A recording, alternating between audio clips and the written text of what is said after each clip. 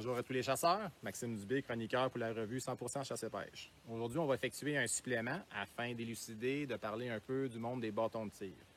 Bâton de tir, comme vous avez pu constater dans mon texte, comme quoi c'est un élément qui est essentiel à votre séjour à l'île d'Anticosti.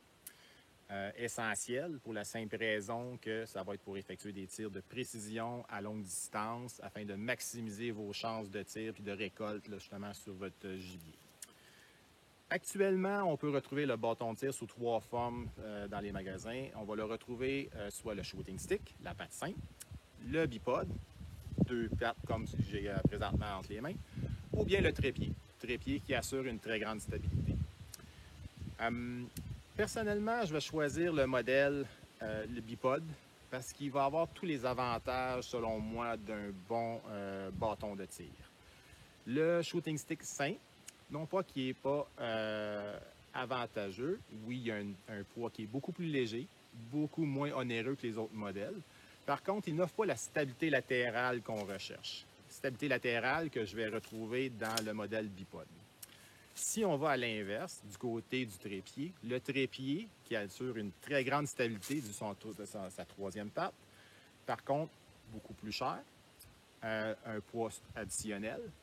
Et un autre point qui est très important selon moi, c'est la rapidité d'exécution. La rapidité d'exécution, l'ajustement de la troisième patte demande du temps précieux, justement, temps des fois qui va être nécessaire à effectuer le tir. Le bipod n'a pas cet inconvénient-là. Le bipod, au niveau de l'opération, ce qui est intéressant, c'est que je n'ai qu'à le placer devant moi et peu importe le terrain. Si le terrain fait que mon bipod est trop bas, je n'ai qu'à écarter un peu les jambes ou plier un peu les genoux, je vais aller chercher la bonne hauteur pour effectuer le tir. Si le terrain fait que mon bâton de tir, mon bipod est trop haut, je n'ai qu'à faire une opération qui est très simple. Je n'ai qu'à reculer afin d'aller chercher la bonne hauteur pour effectuer un tir sur le gibier. Petite parenthèse, n'avancez pas, vous allez perdre la stabilité, donc très important de reculer. Donc, vous voyez au niveau du poids, je saute sur le trépied. Au niveau de la stabilité, je suis en avantage sur le shooting stick. Une rapidité d'exécution, justement, là, qui est très importante à mes yeux. Maintenant, le bipod, vous allez retrouver des modèles, soit avec une poignée, avec une planche qui va ajuster les pattes automatiquement, ou sinon un modèle comme celui que j'ai présentement, c'est sous forme de poteau de tente. C'est 5 sections chaque côté que j'assemble un dans l'autre. Pour moi, je vais bien aimer ce modèle-là. J'aime beaucoup ce modèle-là parce qu'il est très compact lors du voyagement. Voyagement, je parle de l'entrée et la sortie à l'île. Je suis capable de le rentrer dans mes bagages sans aucun problème, ce que l'autre modèle n'offre pas. Et si vous êtes observateur moindrement, vous pouvez voir que sur mes bâtons de tir, mon bipod, j'ai recouvert du tape à hockey bien simple. 3 raisons à cette opération-là.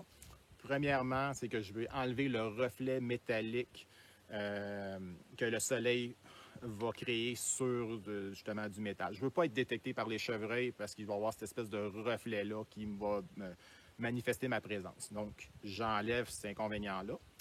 Ensuite, je veux enlever tout ce qui est bruit métallique indésirable, des bruits non naturels dans la nature. Que ce soit ma carabine ou mes jumelles qui viennent heurter là, justement le bâton de tir, je ne veux pas émettre ce bruit-là. Donc, le fait de recouvrir, ça va atténuer le son, donc je vais permettre d'être moins détectable là, justement lors de mes déplacements. Troisième raison, c'est que j'ai assemblé mon bâton de tir en 2 sections distinctes. Les trois premiers tubes, je les assemble ensemble et les 2 derniers indépendamment. Ce qui fait que si je dois effectuer un tir rapide en position soit assis ou bien à genoux, ça me permet d'aller chercher un bâton de tir qui a la bonne hauteur, une hauteur appropriée pour cette position-là.